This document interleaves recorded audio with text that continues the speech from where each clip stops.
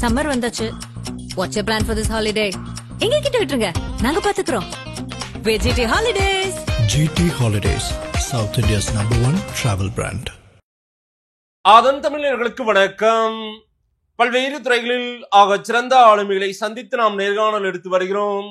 அந்த வகையில் மீண்டும் நம்மோடு இணைந்திருக்கிறார் பத்திரிகையாளர் திரு சேகுவரா ஜெய்சங்கர் அவர்கள். அவரிடம் கேட்பதற்கு நிறைய இருக்கின்ற வாருங்கள், அவரிடமே கேட்போம். வணக்கம் சேகுவரா சார். வணக்கம் சார். எப்படி இருக்கீங்க? நலமா இருக்கேன் சார். Yes sir. சார், இந்த நாம் தமிழர் கட்சிக்கு விவசாயி சின்னமே ஒதுக்கி இருக்காங்க. ஏற்கனவே சின்னம் பிரச்சனை தொடர்ச்சியா இருந்துட்டே இருந்தது. அவர்களுக்கு கட்சி அங்கீகாரம் கிடைத்தது. அதற்கு பிறகாக சின்னம் விவசாயி சின்னமே கிடைத்திருக்கிறது. அவங்க எப்பவுமே அந்த சின்னத்தை விரும்பக்கூடியவர்கள். அதே சின்னம் அவர்கள் கிடைத்திருக்கிறது. அதுல கூடுதலா நான்லாம் சில விஷயங்கள் கண்டேன். ஆரம்பத்திலே அதை நான் தான் சொன்னேன். அதுக்கு பிறகு எல்லாம் செய்தியாகவும் ஆச்சு. விவசாயி சின்னத்துல சீமான் முகம் மாதிரியே இருக்குது அந்த பிக்சர் அப்படின்னு எல்லாம் சொன்னேன். ஒரு ஆளின் தோற்றம் வந்து சீமானின் முகமாவே இருக்கு. எனக்கும் அப்படிதான் தோணுச்சு. சீமானை நேசிக்கக்கூடிய அத்தனை பேருக்கும் அப்படிதான் தோணும். ஒருவேளை சரி, நானும் சொல்றேன், மாற்று கருத்துக்கள் நிறைய இருந்தாலும் ஒரு ஸ்ட்ரகிள் பண்ற ஒரு மனிதரா, ஒரு போராளியா, ஒரு போர்க்குணம் நிறைந்த ஒரு மனிதரா பார்க்கும்போது அரசியலுக்கு அப்பாற்பட்டு, கருத்து வேறுபாடுகளுக்கு அப்பாற்பட்டு நேசிக்கக்கூடிய மனிதர் அவங்களுக்கெல்லாம் வந்து பாத்தீங்கன்னா அப்படி தோணும். இன்னும் ஒரு படி மேலே சொல்றேன், சீமானை வெறுக்கக்கூடியவங்களுக்கும் வந்து பாத்தீங்கன்னா அந்த படத்தை பார்க்கும்போது சீமான் மாதிரி தெரியுது. எப்படி பார்க்கறீங்க இந்த மாதிரி விவசாய சின்னம் கிடைத்தது, அங்கீகாரம் கிடைத்தது? இது வந்து பாசிட்டிவான நடவடிக்கை சார். கண்டிப்பா வந்து சீமானுக்கு வந்து அடுத்த கட்டத்துக்கு நகரத்துக்கான வாய்ப்பு இருக்கு. இன்னும் ஒரு படி மேலேயே நான் சொல்றேன், ஏற்கனவே விலகி போயிருந்தவங்களும் வந்து பாத்தீங்கன்னா மீண்டும் வந்து இணையறதுக்கான வாய்ப்பு கூட இருக்கு. அப்படியான வந்து சில அரசியல் தட்பவெட்பங்கள் அப்படி மாறிக்கிட்டு இருக்கு. வெளியே போனோம். ஆமா, புதுசா ஒரு கட்சிக்கு போனவர்கள் கூட இல்ல போகலாம்னு நினைக்கிறவங்க கூட வந்து பாத்தீங்கன்னா மறுபடியும் ரிவர்ஸ் ஆகக்கூடிய அளவுக்கு தான் அந்த கட்சியில நடவடிக்கைகள் இருக்கு. அதுக்கு சமீபத்துல உதாரணம் கேட்டீங்கன்னா, அந்த கன்னியாகுமரியில வந்து அந்த ஸ்டார் நைட் ப்ரோக்ராமுக்காக இவங்க ஏற்பாடு பண்ணது, அந்த ஏற்பாடு பண்ணது தற்செயலா நடந்ததா திட்டமிட்டு நடந்ததான்றது ஒரு பக்கம். 18ஆம் தேதி சொல்லி இவங்க பிக்ஸ் பண்ண உடனே உலகெங்கும் வாழக்கூடிய அந்த தமிழ் மக்கள், இன்னும் சொல்லப்போனா வந்து கடல் கடந்து இலங்கையில் வாழக்கூடிய ஈழத்தமிழர்கள் உள்ள அந்த மக்கள், இங்கே தமிழ் தேசியத்தை நேசிக்கக்கூடியவங்க, சீமான் நாம் தமிழர் மற்றும் சீமானுடைய வெறிபிடித்த தம்பிகள் எல்லாரும் ஒட்டுமொத்தமா வந்து துவச்சி எடுத்துட்டாங்க. அந்த நிகழ்ச்சி ஏற்பாட்டாளரையும் விஷாலையும் சேர்த்து. இதுல விஷால் அவங்க எப்படி போய் சிக்கினாருன்னு தெரியல, சிக்க வைக்கப்பட்டாரான்றது ஒரு கேள்வியா தான் இருக்கு. விஷாலை பிரதானமாக அங்க வந்து அந்த படத்துல வச்சிருக்கிறது தான். இதுல என்னன்னு கேட்டா, கூடுதலான ஒரு தகவல் கேட்டா, PT செல்வகுமார் வந்து நான் அறிந்தவரை, நான் கேட்ட வரைக்கும், இப்போ கூட கொஞ்சம் நேரத்துக்கு முன்னாடி கூட அவரை பற்றி விசாரிக்கும் போது அவர் வந்து கன்னியாகுமரி மாவட்டத்தை சார்ந்தவர். ஆனால் இங்கே சென்னையில் இப்போ வந்து கிட்டத்தட்ட ஒரு 20 வருஷத்துக்கு மேலே வந்து விஜய் அவர்கள்ட்ட PRO இருந்தவர். ஆமா ஆமா, அவருக்கு நிறைய நீண்ட பயணம் இருக்கு. திரைப்படம் புலி படத்துல. ஸோ இப்போ வந்து கேட்டா வந்து இந்த மாதிரியான ஒரு விமர்சனம் வரும்போது சேர்ந்து விஜயும் சேர்ந்தே விமர்சிக்கப்பட்டார். விஷாலை பெரிய அளவில் விமர்சனம் பண்ணால் கூட விஜயும் சேர்ந்தே விமர்சிக்கப்பட்டார். ஸோ அப்படி இருக்கும்போது இவங்க கிட்ட வந்து கேட்டா ஒரு ஒரு கிளாரிட்டி இல்லை. நான் எதுக்காக சொல்ற கிளாரிட்டி இல்லைன்னா, இப்படியான ஒரு செய்திகள் வரும்போது ஒரு தன்னிலை விளக்கம் கொடுக்கவே இல்லை கட்சியில, டிவிக்கு. சரி, அதுக்கு முன்னாடி வந்து கேட்டா அந்த துப்பாக்கி தலையில வச்ச அந்த சம்பவத்துல வந்து அந்த இன்பராஜ் என்றவர் வந்து நீண்ட காலம் வந்து அவருடைய திருமணத்தையே வந்து பார்த்தீங்கன்னா இவங்க தான் நடத்தி வச்சிருக்காங்க. விஜய், SAC அவங்களுடைய துணைவியார் எல்லாம் போய் நடத்தி வச்சிருக்காங்க. அவருடைய மகள் திருமணத்தையும், இன்பராஜோட மகள் திருமணத்தையும் வந்து பார்த்தீங்கன்னா யார் நடத்தி வச்சிருக்காங்கன்னு கேட்டிங்கன்னா வந்து SACயும் அவருடைய துணைவியாரும் தான் போய் வச்சிருக்காங்க. அதையே வந்து ஒரு காரணமாக காட்டி அப்பாவும், இப்போ சமீபத்தில் நடந்தது, அப்பாவும் அம்மாவும் போய் கலந்துக்கிட்டாங்க, அவரை கூப்பிட்டு நடத்தியிருக்க, தலைமையில் நடத்தியிருக்காங்கன்னு சொன்ன உடனே அவர் SACயோட ஆதரவாளர் அப்படி சொல்லி அந்த காரணம் காட்டி தான் அவரை வந்து பொறுப்பு எதுவும் கொடுக்காம அவர் நீக்கினது. அதுக்கப்புறம் இப்போ கட்சி பொறுப்பு கொடுக்கணும்னா வேற நபர்கள் கொடுத்துட்டாங்க, அவருக்கு கொடுக்கவே இல்லை. அப்படின்னா அவர் தீவிர விசுவாசியா இருக்கிறார். மிகப்பெரிய வந்து ஒரு விஜய் வெறியராகவே இருக்கிறார். அவருடைய பேட்டியெல்லாம் நீங்க பார்த்துருப்பீங்கன்னு நினைக்கிறேன். துப்பாக்கி வந்து வச்சிருந்தாங்க தலையில கொண்டு வந்து வச்சு சம்பந்தமா. சரி, அதுக்காக ஒரு விளக்கம் இருக்கான்னு பார்த்தீங்கன்னா டிவிகே தரப்புல வந்து யாரும் விளக்கம் தரவே இல்லை. ஸோ அப்போ இதுல இருந்து என்ன தெரியுதுன்னா, எந்த ஒரு நிகழ்வா இருந்தாலும் இவங்களுக்கு வந்து பாத்தீங்கன்னா வந்து விளக்கம் தரத்துக்கு அங்க பொறுப்பான நபர்கள் யாரும் இல்லை. எல்லாமே ஈஸியா வெளியே கடந்து போயிடுறாங்க. நம்ம சீமான்ல இருந்து அப்படியே விஜய்க்கு தாவிட்டோம். அது எதுக்காக சொல்றேன்னா, இப்படி ஒரு கிளாரிட்டி இல்லாத போது இங்க வந்து பாத்தீங்கன்னா எல்லாத்துக்குமே ஒரு கிளாரிட்டி இருக்கு. ஆமா, நாம் தமிழர் அவர் மேல குற்றச்சாட்டு, என்ன குற்றச்சாட்டு நீங்க வச்சாலும் அதுக்கு வந்து அவர் விளக்கம் தராருல்ல. இங்க விளக்கம் தர்றதுக்கு அவர் தரப்புல இல்ல, அவரே தராரு விளக்கம். இதுதான் இங்க ரொம்ப விஜய், இப்போ சீமான் மீது என்ன குற்றச்சாட்டு நீங்க வைக்கிறீங்களோ அந்த குற்றச்சாட்டுக்கு அவரே நேரடியா விளக்கம் தராரு. வேற இன்னொருத்தருமா அறிக்கையோ அதெல்லாம் கிடையாது. இங்க என்னன்னு கேட்டா விஜய் தரப்புல கேட்டா அவர் தரப்புல கூட எதுவும் விளக்கம் தர மாட்டாங்க. என்னங்க உங்க தொண்டர் மேல வந்து துப்பாக்கி வந்து வச்சிருக்காங்களே அதுக்கு விளக்கம் கிடையாது. எந்த விஷயத்துக்குமே எந்த ஒரு சர்ச்சை எந்த ஒரு பிரச்சனை வந்தாலும் இங்க வந்து கிளாரிட்டி இல்லைன்றாங்க. எது சம்பந்தமாவும் அதாவது விஜய் வருகை நாம் தமிழரை பாதிக்கும் அப்படின்னாலாம் நிறைய பேர் பேசினாங்க. ஆனா உங்க பார்வையில அப்படி எல்லாம் ஒண்ணும் நடக்கல. முதல்ல அப்படி ஒண்ணு இருந்தது சார். நான் தான் மீண்டும் நான் உங்களுக்கு ஏற்கனவே பதிவு பண்ணிருக்கேன், இருந்தாலும் மீண்டும் சொல்றேன். நாம் தமிழ்ல 3 தரப்புல இருக்கிறாங்க. அது சீமானுடைய வந்து தம்பிகள், நீங்க என்ன சீமான் என்ன செஞ்சாலும் ஆதரிக்கக்கூடிய தம்பிகள், தமிழ் தேசியத்தை நேசிக்கக்கூடியவங்க, திராவிட இயக்கங்களுக்கு மாற்று சிந்தனை உள்ளவர். இந்த 3 தரப்பு அங்க இருந்தாங்க இல்லையா. இப்போ அங்க வந்து இவர் திராவிட கட்சிகளுக்கு மாற்று அரசியல் கொடுக்கறதுக்கு வந்து விஜய் வந்து கொடுக்க மாட்டாருன்ற அந்த நம்பிக்கை இருக்கு. அவரும் வந்து நான் மாற்று அரசியல் சக்தியா நான் வரணும் அவரும் சொல்லவே இல்லை, டிக்ளேர் பண்ணவே இல்லை. அப்போ அந்த மக்களும் ஏமாற்றப்படுறாங்க. தமிழ் தேசியத்தை நேசிக்கிற மாதிரி இருந்தா இந்த தகவல் இந்த செய்தி வருது இல்ல, இந்த மே 18 வந்து பெரிய சர்ச்சையாகி ஒரு கட்டத்துக்கு மேல பிடி செல்வகுமார் நேரா போய் ராதாரவி கிட்ட சரண்டர் ஆயிட்டாரு. ராதாரவி வந்து அதுக்கப்புறம் வந்து கேட்டா அது வந்து ஒரு விளக்கம் கொடுத்து அவரை உட்கார வச்சு அந்த ஒரு வீடியோ போட்டு அந்த நிகழ்ச்சி வந்து ரத்து செய்யப்படுதுன்னு சொல்லி அறிக்கை விடுறாரு. இதுவரையிலும் இந்த பிடி செல்வகுமார் யாருன்றது வந்து நல்லா தெரியும். எல்லாரும் 20 ஆண்டு காலம் வந்து விஜயோட பயணிச்சோம். அப்போ இது சம்பந்தமா ஏதாவது ஒரு தகவல் சொல்லணும்ல, பேசணும்ல. ஒண்ணு கண்டிக்கணும். மே 18 இந்த நிகழ்ச்சி எங்களுக்கு தொடர்பு கிடையாதுங்க, அது மாதிரி செய்யறது தவறுங்கன்னு சொல்லி நீங்க கண்டிக்கணும்ல. இல்ல கண்டிக்கலன்னு சொன்னா ஏன் கண்டிக்கல, இதை நாங்க தவிர்க்க விரும்புறோம், இதுக்கு எங்களுக்கு தொடர்பு இல்லை, ஏதாவது ஒண்ணு சொல்லணும்ல சார். எதுவுமே சொல்லலாம் எப்படி? இப்ப நான் கேட்கறேன் கேட்டா இங்க வந்து சீமானுடைய தம்பிகளாக இருக்கட்டும், தமிழ் தேசியத்தை நேசிக்கிறவங்க, தமிழ் பற்றார்கள், மொழி பற்றார்கள் எல்லாருமே வந்து வெகுண்டு இருந்துதான் நம்ம பார்த்தோம். அவங்களுக்கு மட்டும் என்ன அக்கறை? அப்போ அங்க அரசியல் கடமை, அரசியல் லாப நஷ்டங்களை பார்க்காம அரசியல் கடமையை நாம் தமிழ் தெளிவா செய்யறாங்க. சரி தவறுன்றதுலாம் வேற விஷயம், உங்களுக்கு சரின்னு போடலாம். இப்ப நானே சொல்றேன் கேட்டா மே 18 வந்து அந்த நிகழ்ச்சி அந்த நேரத்தில் வச்சிருக்க கூடாதுன்னு நான் சொன்னேன். ரொம்ப முக்கியமான நாள். உங்களுக்கு நீங்க ஏற்கறீங்க ஏற்கலன்றதெல்லாம் வேற சார். நீங்க எந்த இனம்ன்றதெல்லாம் நமக்கு அதெல்லாம் அப்பாற்பட்டது. நம்ம எதிர் வீட்டுல வந்து பாத்தீங்கன்னா ஒரு இழவு நடக்குதுங்க, நீங்க இங்க பிரியாணி கிட்டிட்டு இருப்பீங்களா? நீங்க அது என்ன நியாயம்? அது தவறுது. சாதாரண மனிதநேயத்தோட பாருங்க. நீங்க தமிழர்லாம் நீங்க பார்க்க வேணாம், தமிழ் பற்றாளர் மொழி அதெல்லாம் கூட பார்க்க வேண்டாம். சாதாரண மனிதநேயம் என்ன 18 கிட்டத்தட்ட மே 18 எப்படியான ஒரு தினம் அது கேட்டா உலகம் முழுவதும் உள்ள தமிழர்கள் அந்த நாளை வந்து எப்படி பாக்குறாங்க? அந்த நேரத்தில் நீங்க வந்து ஒரு ஸ்டார் நைட் வச்சு நீங்க நடிகையோட குத்தாட்டம் போடுறீங்கன்னா அதை வந்து கண்டிக்கிற இடத்துல வந்து கேட்டா அங்க நாம் தமிழ் தான் இருந்தாங்க, தமிழ் தேசியத்தை நேசிக்கிறவங்க தான் இருந்தாங்க. விஜய் எங்க போனார்? அப்போ இல்ல சேகுவேரா அவர்களுடைய மனமாற்றம் பெருசா இருக்குது. மனமாற்றம் கிடையாது சார். கடந்த காலங்கள்ல சீமான், நான் இப்போ சொல்ல சீமான் இல்ல இப்போ நீங்க அதான் தவற நான் சொல்ல. சீமான் அவர்கள் பொறுத்த வரைக்கும் தவறுனா தவறுன்னு சொல்லுங்க. சீமான் மட்டுமே இல்ல சார், யார் செய்தாலும் நான் சொல்றேன். அது இங்க வீடியோல போடும்போது வந்து நீங்க வைக்கிற தம்ப்லைன்ல எப்படியோ மாறிடுது. இப்ப சமீபத்தில் கூட வந்து பேசணும். பிரசிடென்சி காலேஜ்ல வந்து பாத்தீங்கன்னா மாற்றுத்திறனாளிகள் பிள்ளைகளுக்கு வந்து அங்க டீச்சரே இல்ல. பிரசிடென்சி காலேஜ்ல முதலமைச்சர் அந்த பக்கம் போற வர வழிதான். அந்த இடத்துல வந்து கேட்டா மாணவர்கள் வந்து 2007 வந்து கலைஞர் ஏசியாலே ஃபர்ஸ்ட் டைம் கொண்டு வராரு கேட்டா மாற்றுத்திறனாளிகள் செவி திறன் இல்லாதவங்களுக்கு வந்து பிகாம் படிப்பு கொண்டு வராரு. அதுக்கப்புறம் அதிமுக ஆட்சியில எதுவுமே கண்டுக்கவே இல்லை, மேற்படிப்பு கொண்டு போகல, எம்காம் தொடங்கவே இல்லை. ஆனால் மு.க. ஸ்டாலின் முதலமைச்சரான பிறகு 2021 எம்காம் படிப்பு கொண்டு வராரு, அதுக்கான நிதி ஒதுக்குறாரு, எல்லாம் பண்றாங்க. ஆனால் இன்னைக்கு வரைக்கும் 21 எங்க இருக்கு, இங்க 25 எங்க இருக்கு? இன்னைக்கு வரைக்கும் டீச்சர்ஸ் போடல, ப்ரொஃபஸரோ லெக்சரரோ கிடையாது.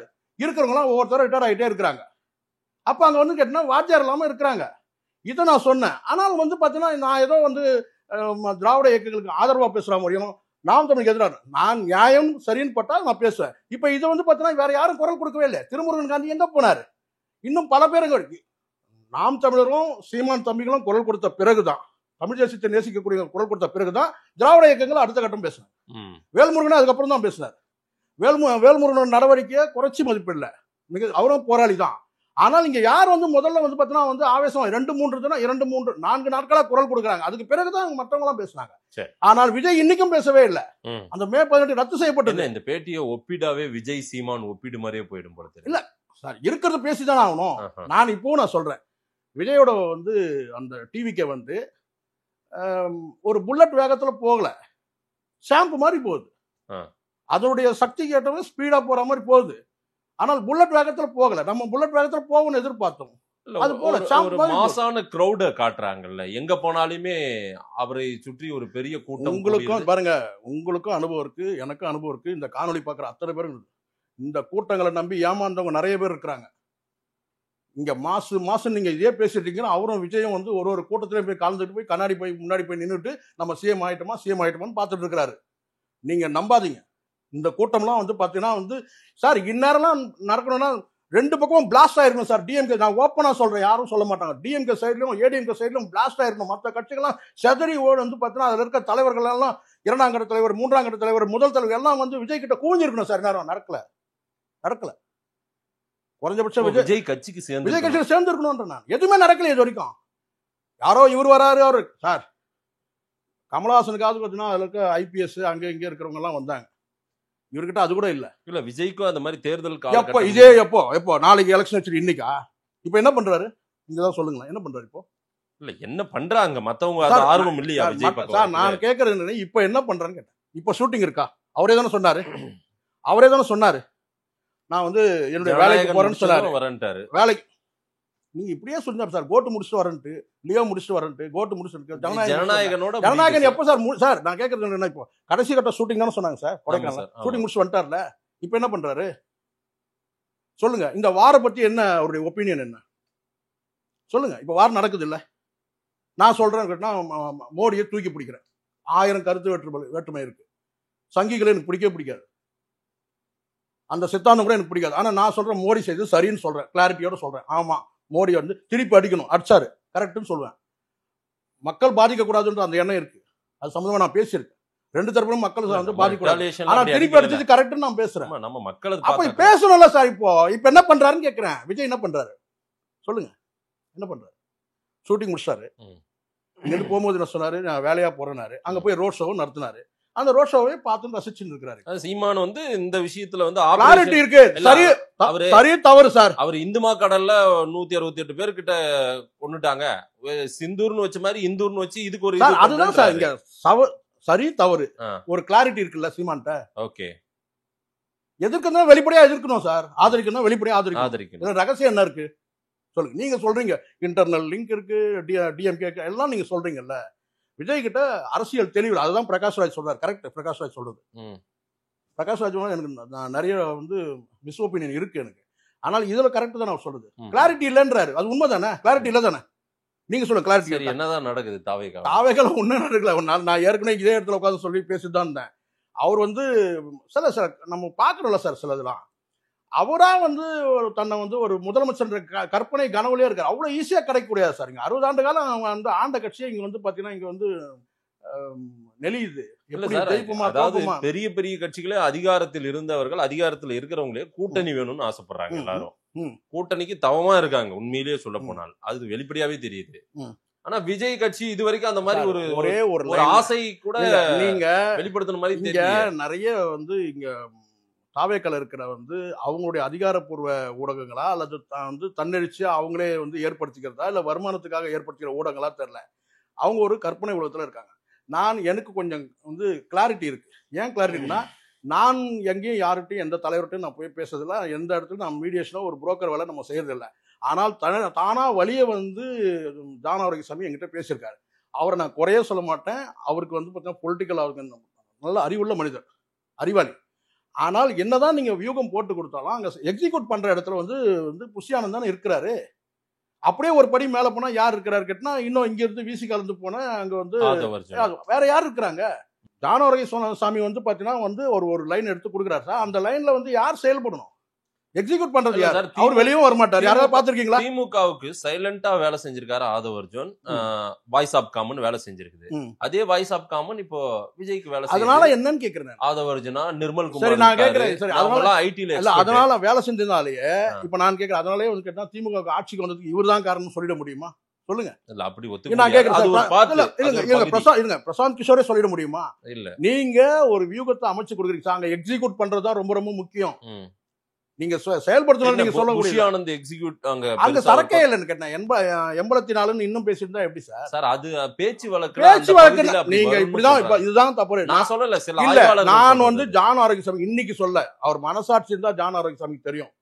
அவர் என்கிட்ட பேசி வந்து கட்சிக்கு கொண்டு வரணும்னு நினைச்ச போது நான் வந்து கேட்டேன், எனக்கு இந்த கட்சி இல்ல, எந்த கட்சி ஆண்ட கட்சி கூட்டால் கூட நான் போக மாட்டேன். ஏன்னா எனக்கு வந்து அரசியல் கட்சி மேல எனக்கு தனி பார்வை இருக்கு.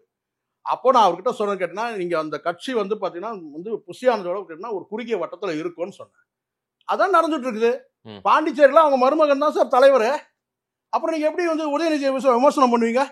நான் கேட்கறேன். யாரு? புஷியானந்துடைய மருமகன் தான் அங்க வந்து பாத்தீங்கன்னா வந்து பாண்டிச்சேரிக்கு வந்து நிர்வாகி. அவங்க சொந்தக்காரங்க தான் நிர்வாகி ஆயிட்டு இருக்காங்க. இதெல்லாம் எங்க போய் நிக்கும் சார்? நீங்க சொல்லுங்க. ஏதாவது ஒரு கிளாரிட்டி இருக்கா? வாரிசு அரசியலா பேச முடியுமா? நீங்க பேச முடியாது. அப்போ உங்களுக்கு என்னன்னு கேட்டா, ஒரு பெரிய பேரணிக்கு போவீங்க, இந்த மாதிரி ரோட் ஷோ நடத்திட்டு அதுக்கப்புறம் கண்ணாடியில வந்து பாத்துவீங்க அந்த கூட்டம் எப்படி இருக்கு டிவியில பாத்துட்டு நம்ம முதலமைச்சர் திரும்ப கண்ணாடியில பார்த்து. ஆமா சார், கண்ணாடியில பார்த்தே முதலமைச்சர் ஆயிட்டு இருக்கிறார் சார். அவ்வளவுதான் இருக்கு. நான் தான் சொல்றேன்ல, இப்பவே இந்த ஆளுங்கட்சி இப்ப இந்த திமுக அரசே அடுத்து ஆட்சிக்கு வர்றதுக்கு வர முடியுமா வர முடியாதான்ற எவ்வளவு போராட்டங்களை வந்து அவங்க சந்திக்கிறாங்க. எத்தனை அமைச்சர்கள் தப்பா பேசுறாங்க. அமைச்சர் இன்னும் கடைசியா ஒரு 2 மாசம் முன்னாடி கூட அமைச்சரவை மாற்றம் இருக்கும் போல இருக்கு, இலாகா மாற்றம் அந்த மாதிரி போயிட்டு இருக்கு. அவங்களுக்கே இந்த நிலைமைன்னு சொன்னா, நீங்க புதுசா ஒரு கட்சி தொடங்கிட்டு உங்ககிட்ட எதுவுமே கிளாரிட்டி, எந்த கிளாரிட்டியுமே இல்ல. அதான் நான் சொல்றேன், ஏதாவது சொல்லுங்க. அரசியல் நிலைப்பாட்டுல உங்களுக்கு ஏதாவது இருக்கா? இவர் எதிர்பார்த்தது ஜானகிரசாமி போட்ட அந்த கோர் மிஸ் ஆயிடுச்சு. அவருக்கே தெரியும் ஜானகிரசாமி இனி தேராதுன்னு தெரியும். ஆனா வேலை செஞ்சுட்டு இருக்கிறார், அவ்வளவுதான். ஏன்னா அவங்க போட்ட கணக்கெல்லாம் வேற. இவர் கட்சி தொடங்கின உடனே விசிகா வந்துரும், கம்யூனிஸ்ட் வந்துரும், காங்கிரஸ் கிட்ட பேசி காங்கிரஸ் வந்துரும், இப்படிலாம் ஒரு கணக்கு, ஒரு கூட்டணி, இவர் தலைமையில ஒரு கூட்டணி உருவாகாது தெரிஞ்சிடுச்சு. இப்ப அடுத்த கட்டம் என்ன? தனித்துதான். இப்போ யார் வருவாங்க? யாருமே விஜய் கூட வர்றதுக்கு தயாரா இல்ல சார். இன்னைக்கு யாரும் நீங்க உங்களுடைய அரசியல் அறிவுக்கு உட்பட்டு சொல்லுங்க. யாராவது பார்வை வந்து இருக்கிறத நான் கேள்வியா வைக்கிறேன். இது என்னுடைய கேள்வி இல்ல. ஒரு 12 ஆண்டுகளுக்கு பிறகு வன்னியர் முழு நிலவு மாநாடு பாமக நடத்துறாங்கன்னா, இப்ப விஜய் மாதிரி ஆட்கள் எல்லாம் வர்றது நாளைக்கு அது ஏதோ சேதாரம் ஆயிடுமான்றதுனால நடத்துறாங்க. அதுக்கான தேவைகள் இருக்கிறதாவும் சிலர் சொல்றாங்க. இதுல ஒரு சின்ன ஒரு விஷயம் நான் சொல்றேன். அதே போல சித்திரை இந்த மாநாடுலாம் இந்த வருஷம் நடத்தல. இது வந்து பாத்தீங்கன்னா ஒவ்வொரு ஆண்டுகளும் நடத்துறது. எல்லா அரசியல் கட்சியுமே வந்து மாநாடு நடத்தி தங்களுடைய இருப்பை காட்டுவாங்க. ஆமா, நாங்க இன்னும் ஸ்ட்ரென்த்தா தான் இருக்கிறோம் அப்படின்றது எல்லா கட்சியும் வந்து தொடர்ச்சியா செய்யக்கூடியதுதான். இதுக்கும் அதுக்கும் தொடர்பு இல்ல. இல்ல ஐயா அன்புமணி ராமதாஸ் அவர்கள் பேசும்போது சில நடிகர்கள் பின்னாடி எல்லாம் போறீங்க ஓடுறீங்க அப்படின்னு சார் நான் சொல்றேன். இப்ப இந்த கூட்டத்துல அதை பேசுறாரு. இதுக்கு முன்னாடி ஏதாவது பேசியிருக்காரு? அது மாதிரி இல்ல. நடிகரை பத்தி ஏதாவது பேசியிருக்காரா? பேசல.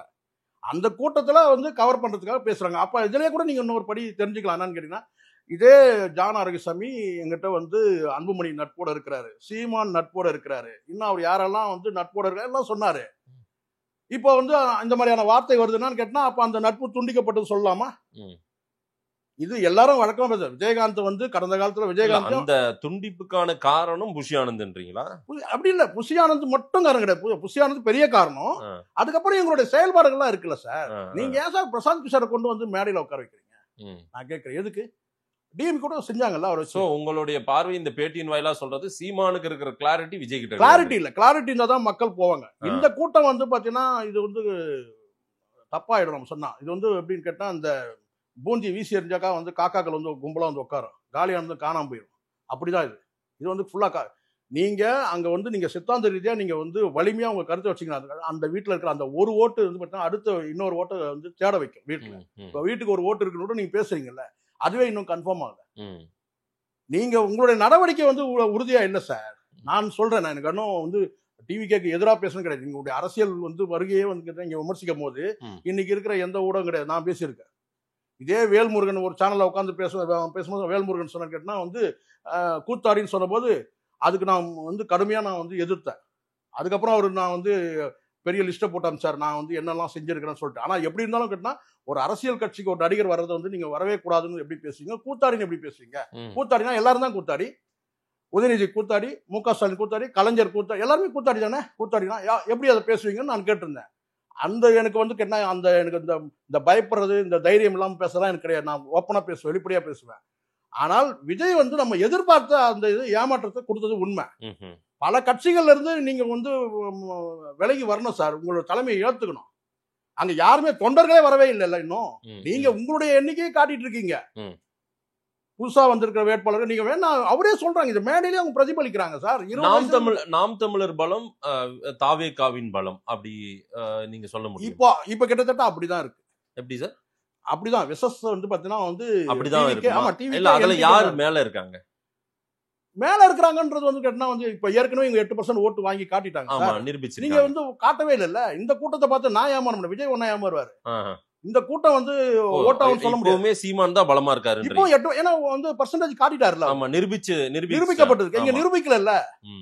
நிரூபிக்கிறதுக்காக குறைஞ்சபட்சம் நம்ம நம்பணும். நிரூபிக்கிறதுக்கு ஒரு நம்பகத்தன்மை வரணும்னா இங்க வரக்கூடிய வந்து பாத்தீங்கன்னா அந்த 18ல இருந்து அந்த 25 வரைக்கும் இருக்காங்க பாத்தீங்களா, அவ்வளவுதான் இருக்காங்க. 30 வயசுக்கு மேல இருக்கிறவங்க எல்லாம் கேட்டா அந்த ரசிகர் மன்றத்திற்கு நிர்வாகிகளா வந்து உட்கார்ந்துருக்காங்க பாத்தீங்களா, அவங்க என்ன சொல்லலாம், அந்த பனையூர்ல கூப்பிடும்போது வந்து உள்ள உட்கார்ந்தாங்க பாருங்க, 5000 பேர் 8000 பேர் அவ்வளவுதான். ஆனால் வரக்கூடிய வந்து வேடிக்கை பார்க்கிறோம் சார். இங்க ஒரு விஷயத்த நல்லா கொடுங்க, ஒரு அரசியல் கட்சியா மாறி இருந்தா தலைவர் வராருன்னு சொன்னா, இப்ப உதாரணத்துக்கு இப்படி எடுத்துங்க, மு.க. ஸ்டாலின் வராரு, உதயநிதி வராருன்னா அங்க வரக்கூடிய தொண்டர்கள் கிட்ட வந்து பார்த்தா கொடி இருக்கும் சார், கொடி இருக்கும். குறைஞ்சபட்சம் நீங்க ரோட் ஷோன்னு டிக்ளேர் பண்ணும்போது சார் இவங்கள வர வேண்டாம்னு சொல்றாரு விஜய். அவரு நான் என் வேலையை பார்க்க போறேன், நீங்க எல்லாம் இது வந்து எனக்கு இந்த கோயில் எல்லாம் கொண்டு போய் இந்த 3 மொட்டை அடிச்சு காது குத்துவாங்கல்ல, அது குத்தியாச்சு எனக்கு. சும்மா பேசாதீங்க. நீங்க இங்க சொல்லிட்டு போனது என்ன, நான் என்னுடைய பட வேலைக்காக போறேன்னு சொன்னீங்க. ஆனா அங்க போய் நீங்க கொடைக்கானல் நீங்க ரோட் ஷோ போனீங்களா இல்லையா? மனசாட்சியோட அவர் எப்படி போவார்? அந்த வீதியில தான் போய் சார் ரோட் ஷோவே நீங்க போனீங்க சார், நீங்க ரோட் ஷோவே போனீங்க, நீங்க அந்த ஜீப்ல நின்னு போனீங்கல்ல, நீங்க என்ன சொல்லிட்டு போனீங்க இங்க இருந்து போகும்போது? சார் சார் இங்க இருந்து போகும்போது என்ன சொல்லிட்டு போனீங்க?